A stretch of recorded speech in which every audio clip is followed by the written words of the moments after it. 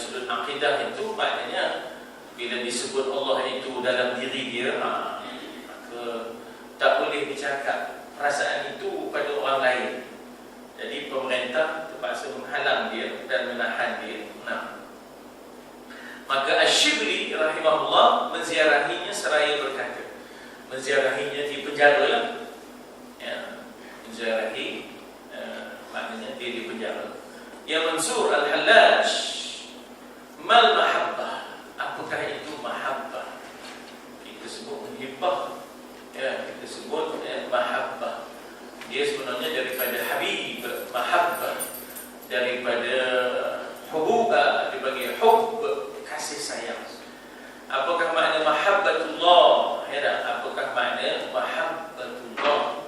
Apakah makna kasih dan sayang kita kepada Allah? Orang yang berindu tu, ya, makan tak apa nak jaga dalam tu, ya, dia berindu-rindu ni. Marilah makan, ya tak? Makan tak ada selera, udah teringat je, kan? Dia dah macam lupa diri. Dia dah macam lupa diri. Kalau dia teringat ni tadi, teringat tu dalam bahasa Arab dipanggil zikir, ya, zikrullah tu ingat Allah. Jadi akhirnya dia macam sudah lupa diri. Dia macam sudah lupa diri. Ya, itu mahabbah. Yang dikenalnya adalah mahbub, yang dikasihi. Dia bukan lagi kena fikirkan diri dia, yang dipikirnya adalah al-mahbub, iaitu Allah. Seseorang yang begitu kasihnya kepada seseorang mendalam, sehingga dirinya tak cukup makan, ke tak cukup tidur, ke tak apa, sebab dia sudah asyik, ma'syuq, ya, asyik wa ma'syuq, cakap Arab tu, ya, asyiqin, ya, orang yang asyiqin itu sudah sampai dia tak apa kisahkan diri dia sekarang, sebab dia sudah ma'syuq, sudah teringat yang dikasihi. Jadi orang bertanya kepada dia, kepada Al-Hallaj, mahabbah, siapa yang tanya? Syibli. Syibli pun bukan sebarangan orang, seorang wali min awliyaillah, ya. Maka Mansur kata, jangan tanya hari ini, jangan kau tanya hari ini, tanya esok. Hallaj kata, ya, jawapannya esok. Hari ini tak sah, tak sah. Maknanya balik dulu, ya. Datang esok dan mereka mengeluarkannya daripada penjara untuk menghukumnya di pancang kayu. Pasal pancang kayu ni pasal nak diikat dia pada pancang tu, ya, bila nak diikat pada pancang itu, Arab sebut pancang itu salib, ya, Arab sebut pancang itu sebagai salib, ya. Jadi nak dibawa dia, pasal dia telah maknanya menyebarkan ajaran bahawa dalam dirinya, dalam jubahnya ada Tuhan. Jadi disebarnya ajaran wahdatul wujud itu kesana kemari. Jadi ini boleh merosakkan akidah orang lain. Pemerintah tak boleh nak biar. Zaman itu zaman Abbasiyah, ya. Jadi mesti diambil tindakan. Jadi hari di mana dia nak diambil tindakan itu untuk maknanya dihukum, ya, untuk dihukum, ya, di khalayak ramai kerana memurtadkan orang lain ataupun merosakkan akidah orang lain, mentajsimkan Allah, maknanya menganggap Allah itu ada jisim dalam diri dia. Oh sudah, ya tak? Jadi nirwana pula, ya, jadi nirwana pula. Jadi benda-benda itu menyebabkan pemerintah terpaksa ambil tindakan, ya, terpaksa ambil tindakan untuk memancungnya, ya, untuk memancung.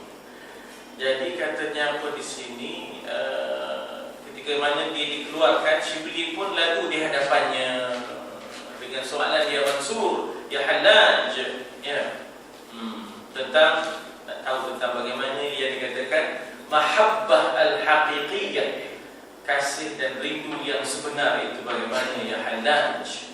Wahai Syibli, mahabbah itu awalnya terbakar.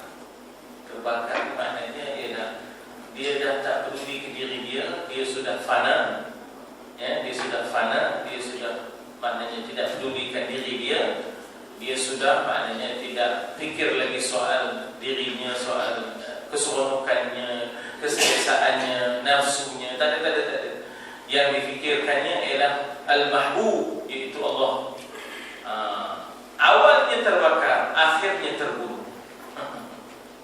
bahasa-bahasa dia. Robi itu, ya Allah, ya, bahasa-bahasa dia mendalam. Awalnya terbakar, akhirnya terbunuh. Awalnya terbakar, maknanya dia binasakan diri dia, dikorbankan diri dia, keselesaan dia, apa juga ya, untuk mencari redha Tuhan, untuk mencari redha Tuhan. Jadi dia bakar keselesaan diri, dia bakar maknanya keseronokan duniawi untuk mencari redha Allah. Itu tanda mahabbah pada awalnya. Ialah kalau kita kata bahawa orang yang berkasih sayang sekalipun, antara tanda mahabbah itu ialah dia sanggup bersusah demi kekasihnya, kan? Ya.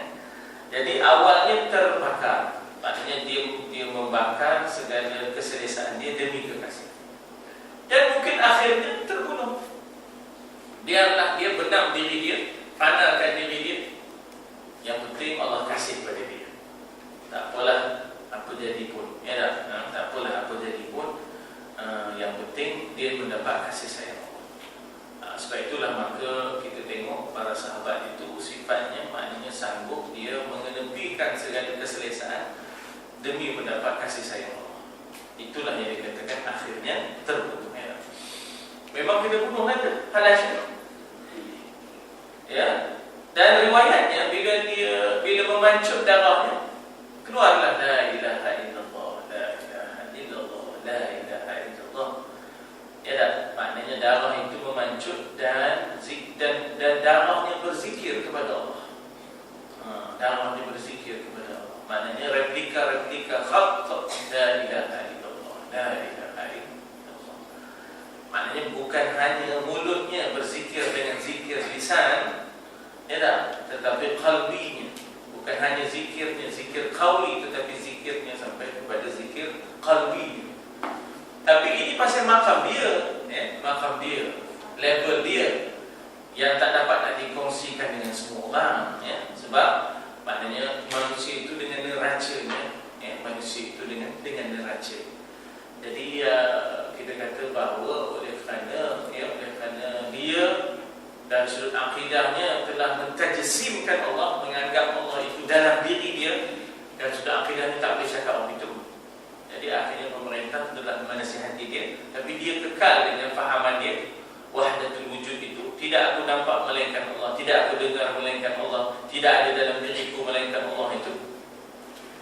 Jadi pemerintah dapati bahawa aliran wahdatul wujud itu berkembang, ya, maka boleh menimbulkan suasana tidak stabil dalam soal akidah.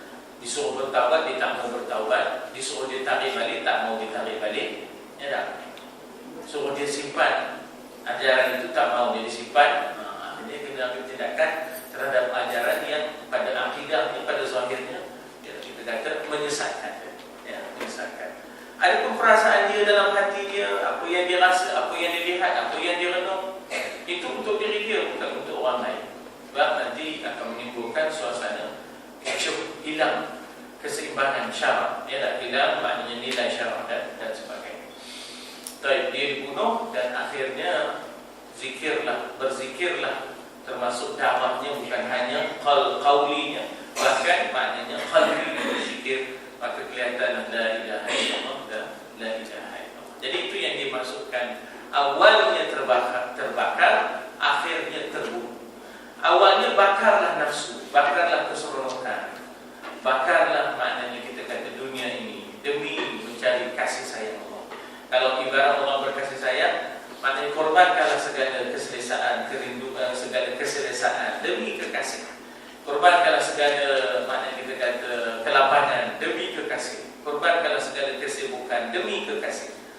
Akhirnya sanggup terbunuh, maknanya sanggup, maknanya kita kata tak adalah, sanggup menjadi dirinya fana dan tidak ada lagi demi kekasihnya, ya, iaitu demi Allah Subhanahu wa taala. Jadi akhirnya dia terbunuh. Ini mengisyaratkan kenyataan apa yang telah dirasakan oleh Al-Hallaj ataupun Hallaj sendiri, bahawa segala sesuatu selain Allah tak ada, batil. Kita tu tak ada, kita tu hanya bayang daripada yang ada, iaitu Allah. Sebenarnya tak ada. Kita itu asalnya pun wa kuntum amwatan fa ahyaakum thumma yumitukum thumma yuhyikum thumma ilaihi turja'un. Tidak, kaifa takfuruna billahi wa kuntum amwatan. Bagaimana kamu boleh kufur dengan Allah sedangkan asal kamu pun tak ada? Allah itu wajibul wujud, kita mungkinul wujud. Allah itu wajibul wujud. Ya, Allah itu wajib ada, kita mungkin al-wujud, mungkin ada, mungkin tak ada. Artinya kalau tidak ditampakkan roh dalam janin ibu kita kemarin, tak merasa kita. Jadi ada ni kita nisbi, relatively, ya, relatif, ya. Tetapi adanya Allah itu wajib, ya, secara objektifnya adanya Allah itu, ya. Jadi kata dia yang selain Allah itu tak ada, ya. Selain Allah itu hanyalah bayang-bayang. Selain Allah itu adalah batil. Dan dia tahu bahawa Allah lah yang hak, ya, yang benar itu Allah, ya. Kan kita selalu menyebut Allah itu di antara nama-nama yang 99 ialah Al-Haqqul Wakil Al-Qawiyul Matin. Ya, Allah itulah yang hak, yang ada, yang wajib ada, yang menepati hakikat. Adapun kita itu tidak wajib ada, yang kita itu tidak menepati hakikat. Kita itu bukan hakikat, ya, kita itu bukan hakikat. Jadi katanya apa di situ? Ini mengisyaratkan kenyataan apa yang telah dirasakan oleh Hallaj sendiri, bahawa segala sesuatu selain Allah adalah batil, dan dia tahu bahawa Allah lah yang hak, yang lain itu tidak ada, yang lain itu hanyalah mungkin ada, yang lain itu hanya ada bila diadakan, kalau tidak dia tidak ada. Sedangkan yang wajib ada itu adalah Allah yang mengadakan, yang tidak mungkin ia tiada, ya. Kemudian setelah nyata nama Allah, dia melupakan namanya sendiri. Sudah nyatanya nama Allah, dia sebatinya nama Allah, sebatinya zikir, sebatinya Asmaul Husna, sebatinya maknanya kita kata ingatannya kepada Allah, dia sudah tidak menjaga dirinya lagi, ya. Dia sudah tidak ingat pada dirinya lagi. Yang diingatnya hanyalah Allah, ya. Kira dalam sejarahnya orang yang berindu itu begitu, ya. Dalam pengalamannya orang yang berindu itu begitu. Yang lain banyak diingatnya, yang dirinduinya lah yang diingatnya, bukan diri dia dah, ya. Sehingga ketika ditanya siapa engkau, dia berkata akulah haq, ya. Anal haq, iaitu haqqullah.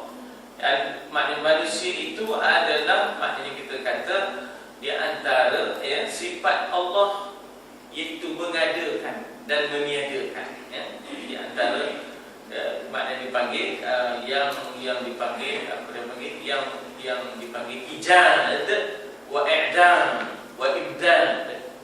Allah Ta'ala itu ijad, mengadakan, i'dam, meniadakan, imdad maknanya membekalkan. Ijad mengadakan, i'dam meniadakan, imdad membekalkan, ya, sehingga kita boleh bernyawa, boleh bernafas, dan jantung kita boleh berdenyut apa bendanya. Itu semua hasil daripada ni'matul imdad. Allah yang membekalkan, Allah yang ijad mengadakan, Allah yang i'dam meniadakan, dan Allah yang imdad membekalkan. Tapi kita tak ada apa langsung, ya. Kita itu adalah gambaran haqqullah pada diri kita, ya. Begitu. Hallaj yang fana ini tadi, ya. Begitulah Hallaj yang fana ini tadi.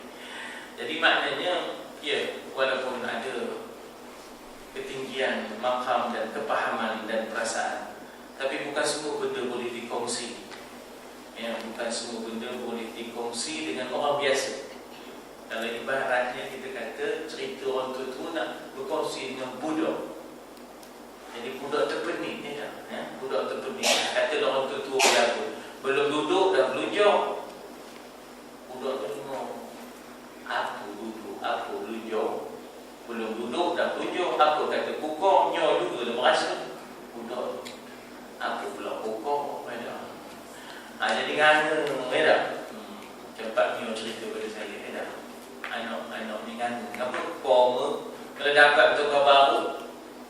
Hindu dapat bersikap.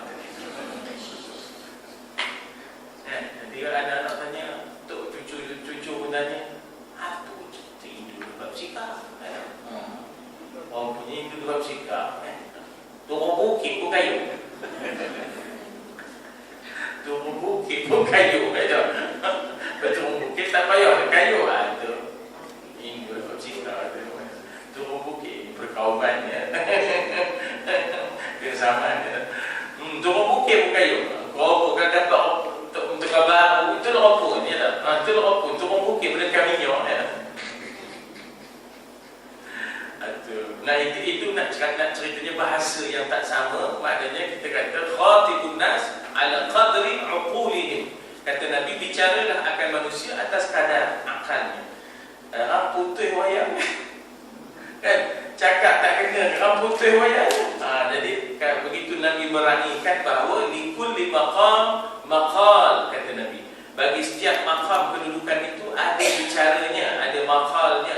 Tak boleh kita seenaknya berbicara. Ya tak? Sebab itu kata Nabi, khatibun nas ala qadri uqulihim. Bicaralah akan manusia atas kadar akal. Kemudian likulli maqam maqal. Setiap maqam kedudukan orang itu ada maqal, ada bahasanya, ada dialek, ada lahjah, ada topiknya. Jangan disembang topik tak tentu merata. Ya tak? Jangan disembang topik yang tak tentu merata-rata. Tak boleh. Ya tak? Bahaya, boleh menimbulkan masalah dan sebagainya. Jadi di situlah kita kata bahawa halaj dia sampai ke tahap anal haq, katanya haqullah fiyya, makna hak Allah pada diri. Ya, dalam diriku ada Allah. Jadi menyebabkan kita kata orang yang mendengar tu jadi keliru dan pening. Ya, dia sebenarnya berbicara dengan bahasa tasawuf. Ya, misalnya saya nak sebut tuan-tuan, tasawuf ya. Jangan berdoa mengharapkan diperkenan. Habis tu aku berdoa tu. Doa tu tanda hamba. Jangan kita demand dengan Allah. Dalam tasawuf, itu. Jangan berdoa mohon diperkenan. Habis untuk aku berdoa. Doa tu tandanya kita tu hamba. Hamba tu sifatnya orang itu kena merendah diri, bergantung. Jangan ada demanding. Ya tak? Jangan ada win-win situation dengan Tuhan. Jangan. Cik baik dia teman dapat ni. Kalau tidak, kemarin kalau tak ada teman berdoa, tak ada dia teman dapat. Ingat apa ke? Buat permohonan application ya tak? Dengan Tuhan. Ya tak? Jangan buat itu. Ya tak? Jangan demanding. Jangan kita orang kata apa ya? Maknanya jangan kita mendesak-desak dengan Tuhan orang itu. Habis, ya. Yang kita sebut tu, yang last kali kenangkan doa tu macam mana? Itulah dia tadi, maknanya dari sudut kita kata akidahnya Allah itu memperkenankan doa. Ya, ud'uni astajib lakum. Tapi hati kita jangan sombong dengan Tuhan. Tuhan ni pun kita dah minta nohin je, bila dah dapat berapa kali minta, jangan begitu.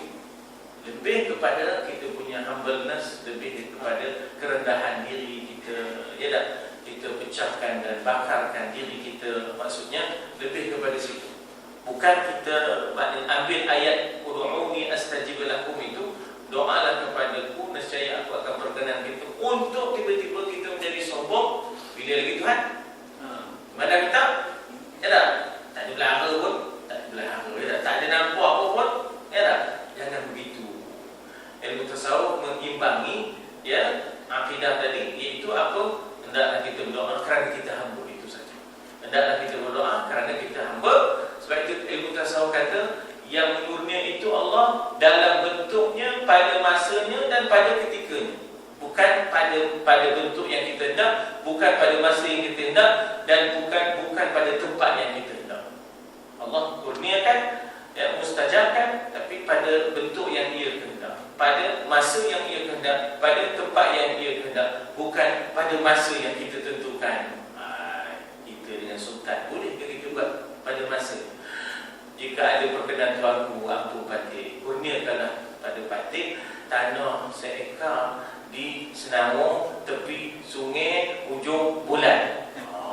Boy, tuanku pun murka kemain lagi minta dengan siap sekali. Jadi tanah senawa ujung bulat. Oh ya Allah ya. Jadi dengan sebab itu ilmu tasawuf suruh kita balance. Bahawa permohonan itu tanda hamba. Bukan permohonan itu pasal kita macam nak win-win situation dengan Tuhan. Maksudnya nak situasi benar-benar. Tuhan ke mana minta? Tidak ke kan bila ke mak. Dia tak boleh rumit itu dengan Tuhan. Itulah maknanya kita kata bagaimana tasawuf itu mengasuh dan mendidik jiwa seseorang ya. Jadi disebut demikianlah kita kata halas dia tak dapat nak simpan perasaan itu. Dia terpaksa bercakap begitu ya. Nah, diceritakan bahawa kesungguhan mahabbah terdapat dalam 3 hal. Pertama, dia memilih hanya kalam kekasih. Orang dah baca surat orang dah maknanya kita kata tengok-tengok yang lain. Dia dah berdamping dengan kalam kekasih. Sikit-sikit kan tengok surat cinta, sikit-sikit kan tengok surat cinta ya. Yang hobi itu masa kita berkasih-kasih dulu. Cerita lama ya. Cerita lama ya. Kita dengan Allah maknanya tak ada dah kalam yang lain kecuali zikir. Tak ada dah kalam yang lain kecuali Quran. Tak ada dah.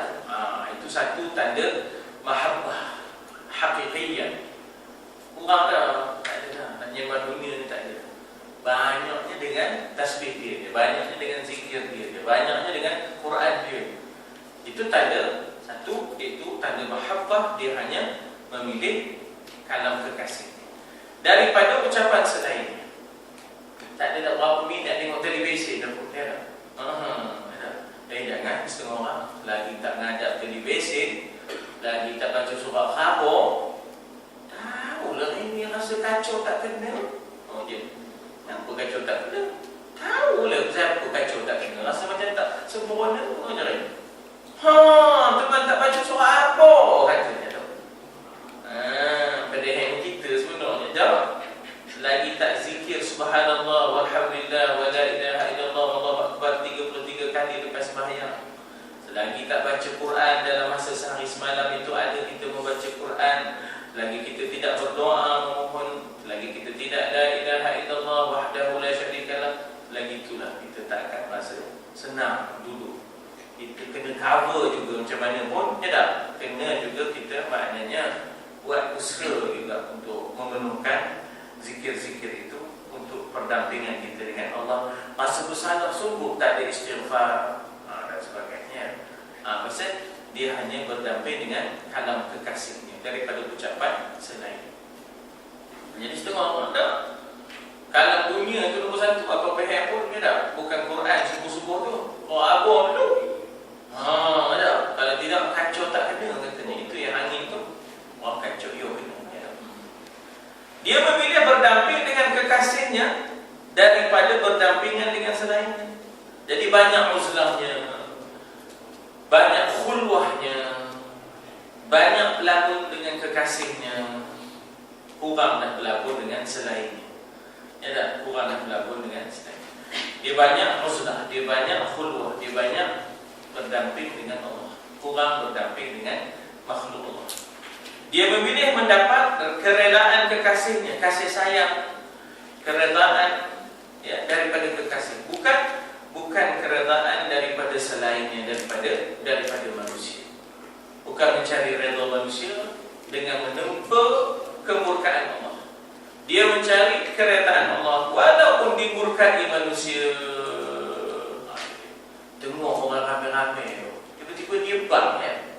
Orang kenduri. Orang kenduri, adik-beradik kenduri tadi, lantaknya dia bang. Apa buat orang tengah kenduri kamu bang? Orang mula marah tak? Dia nak ingatkan orang. Waktu dah masuk, mungkin dia mendapat murka manusia, tapi dia mendapat redha Allah. Begitulah orang yang mahabbatullah. Dia mencari redha Allah, bukan redha manusia. Biar dia menempa murka manusia demi mendapat redha Allah. Ini kekasih ke tak? Kadang-kadang mak ngayuh tak setuju. Mak ngayuh tak ada tu tak. Orang lain tak ada. Tinggallah mak, tinggal saudara sayang senasib, hamba turut kata tu tak. Ya tak? Itulah lagunya dah. Itulah lagu. Jadi sanggup dia menepikan yang lain demi kasihnya kepada Allah. Demikian kitab Al-Muntaha. Di situ juga dikatakan sesungguhnya rindu menyingkap segala tabir. Maknanya ada benda yang orang tak nampak, dia nampak. Mata hatinya jelas, terang, firasatnya tajam. Apa orang tak nampak, dia dah nampak. Apa orang tak boleh baca, dia boleh baca. Tersingkaplah tabir, ya. Dan membuka semua rahsia al-asrar di sebalik daripada segala kejadian. Orang lain tak faham, dia faham. Ya, di sebalik daripada segala kejadian, peristiwa, orang lain tak faham, tapi dia faham apa sebenarnya. Yang ada hanyalah kelemahan roh pada diri dia, ialah kelemahan roh menahan rindu ketika adanya halawatuz zikri. Halawah tu maknanya halwa. Halwa tu maknanya ialah benda yang seronok, benda yang manis. Halwa Maskat. Halwa Maskat tu negeri Oman. Ibu kota Oman, pelabuhannya, ibu kotanya ialah Maskat Oman, Sultan Qaboos. Jadi singgah situ kapal kita kemarin. Apa nama kapal? Sinta Barat. Singgah Maskat kat sini tu zaman kapal layu, ya. Beli halwa. Balik sampai kemari, ni aku bawa lihaf ni, lihaf tu yang apa nama ni? Toto tapi licin, tidak ya. Lihaf ini apa? Ini halwa Maskat. Coba kan, jangan rasa tidak tadi Maskat tu apa, halwa tu apa, sedih. Halwa tu manisan, Maskat tu nama tempat, ya tak? Maskat Oman, ya tak? InsyaAllah Oman ni, Masya Allah, lembut orangnya. Dan dia banyak mazhabnya Zaidiyah. Ya, Zaidiyah ni maknanya Syiah Zaidiyah. Tapi Syiah Zaidiyah ni tak ada masalah dengan kita. Ya, yang jadi masalahnya segala imamiyahnya, Isna Asyariyahnya, ni yang jahat sekarang ni, ya tak? Zaidiyah dah lama dah bersama dengan kita, tak ada apa masalah. Ya. Banyak fiqah kita pun sama dengan dia, ya tak? Jadi dia tak ekstremis macam yang lain. Jadi dikata pun di situ lemahnya roh menahan rindu ketika adanya halawatuz zikri.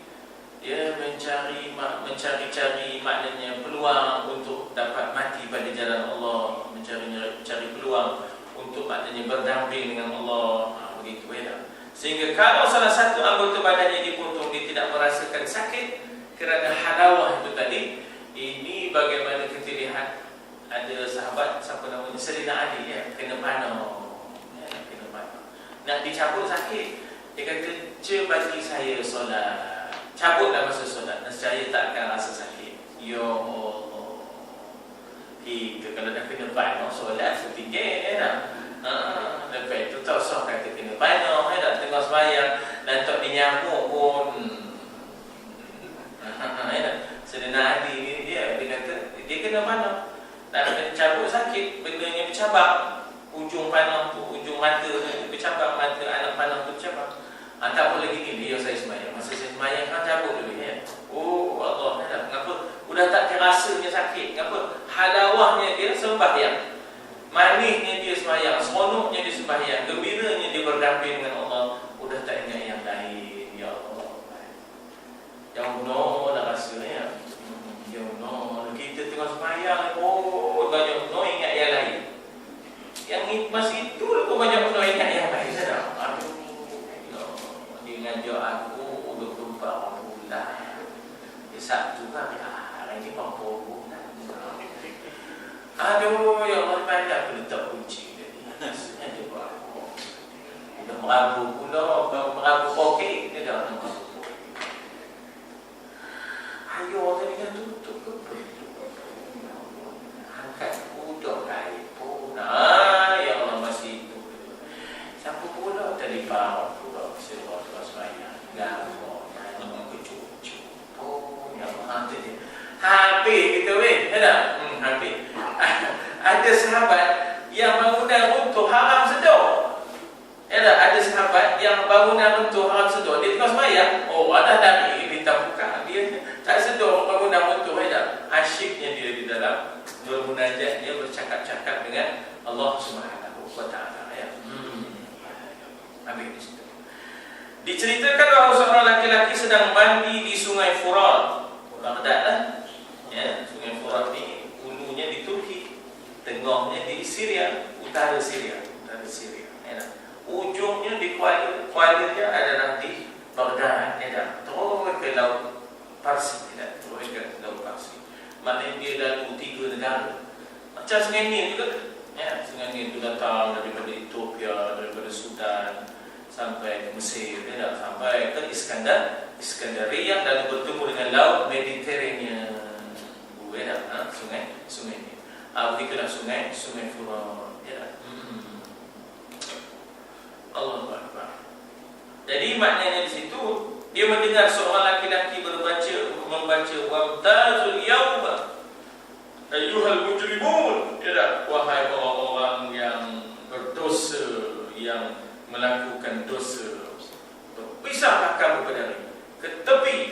Maknanya tak boleh menyeberang sirat. Maknanya akan dibawa ke neraka. Akan dibawa ke neraka. Bila didengar ayat itu dibaca, hatinya hancur. Apakah aku tergolong dalam mujrimin? Apakah aku akan tersingkir, tak dapat menyeberang sirat? Ya tak? Gemetar tubuhnya hingga dia tenggelam lalu mati. Tidak, maknanya kerana takutnya dia kalau tiba-tiba dia tidak termasuk di dalam kelompok yang diredai dan diizinkan untuk menyeberang sirat itu tadi. Ya.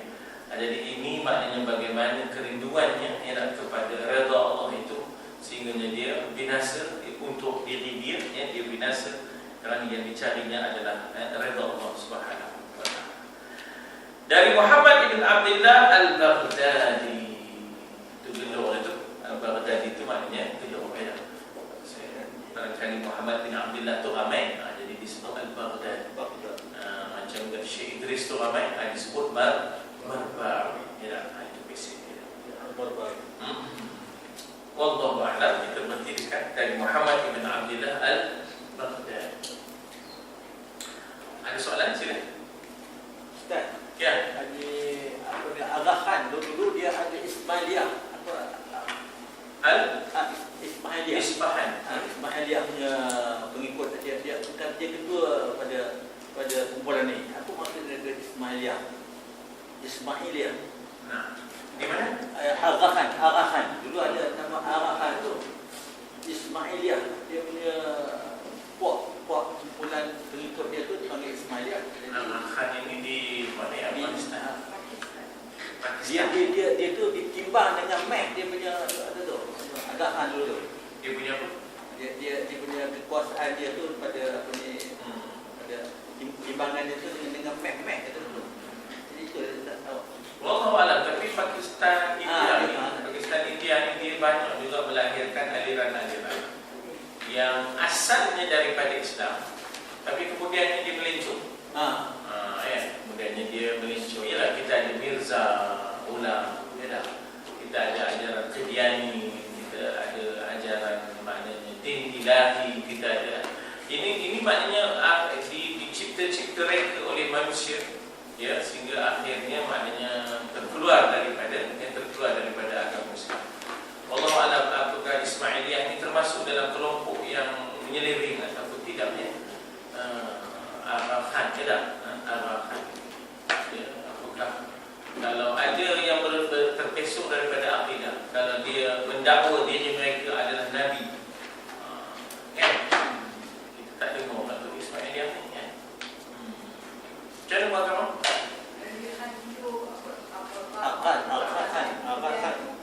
Alihan kahwin dengan Rita Dawud.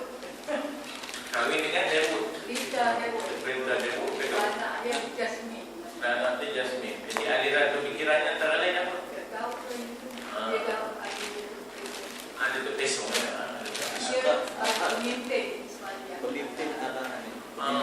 Tapi ulama Pakistan India kan? Ya. Tak ada kata Nabi pemimpin. Tak ada sampai dengar dirinya Nabi, ya.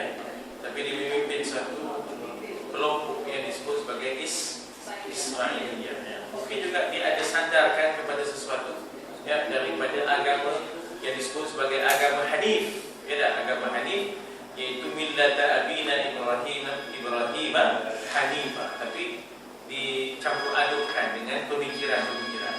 Bagi kita yang muktamadnya itu ialah neraca Al-Quran, ya tak? Kalau Ismailiyah ini tak ada lari daripada Al-Quran itu, bagi kita kita tak ada halangan lah. Tapi kalau ada aspek akidah yang lari, dia timbang apa tadi pemerintahannya dengan meh. Timbang-timbang meh dia menentukan kuasa, dia berkuasa dengan meh. Timbangan dia timbang letak dia. Lagipun dia buat dia alkohol tak apa semua tak boleh. Alkohol tak apa. Itu tak boleh tu. Baik, alkohol tak apa. Al-khamru wal-maisir wal-ansar wal-azlam rijsun min amalish. Tak boleh lah. Jadi kadang-kadang latar belakang agama yang tak mendalam melahirkan pemimpin-pemimpin bagi kelompok yang makna kita kata menyelewengnya tak. Jadi kalau dah sampai arak tak ada masalah. Sedangkan Tuhan kata fajtanibu dah, jauhkanlah diri daripadanya. Jadi itu satu dah nampak dan silap itu apa ni terkeluarnya itu dah. Tapi itu masih lagi dalam aspek syariah. Kita tengok nanti aspek akidah. Dan kalau ada penyelewengan akidah memang tak boleh nak ditolak ansurkan, ya, insya-Allah. Orang macam ni tak ada tak dia tak nama dia terkenal ataupun dia bagaimana. Wallahu a'lam, ya, mungkin kadang-kadang ada self interestnya tu, ada western interest. Dia kadang-kadang mungkin ada dalam diri dia. Dia tak dirinya tak. Allah. Ataupun kadang-kadang pengikutnya yang mendewakan dia. Dia tak ada dah sampai ke tahap untuk begitu, tapi dah pengikutnya terbawa-bawa. Ya tak? Mungkin juga. Jadi sama ada memang datang daripada diri dia nak terkenal dan nak jadi tersohor, atau kalau tidak dari dia tapi pengikut dia kadang-kadang lampau-lampau kan. Macam ayat P kan. Allah Alam ayat P ni maknanya kita kata mungkin dia tak ada dah nak menonjol tapi dah pengikut-pengikutnya dah. Cuba menunjukkan ayat P. Wallahu a'lam. Apapun selagi mana dia bercanggah, ya tak? Maknanya dengan akidah ahli sunnah wal jamaah, kita tak dapat nak tolak ansur, tapi wajib kerajaan itu mengambil tindakan kaunseling, kemudian barulah ada hukuman-hukuman yang melibatkan kita kata dera dan sebagainya, siksa yang hujungnya adalah halal darahnya kerana dia merosakkan akidah dan dia boleh menjadi virus, dia boleh menjadi barang yang berkembang, ya tak? Allah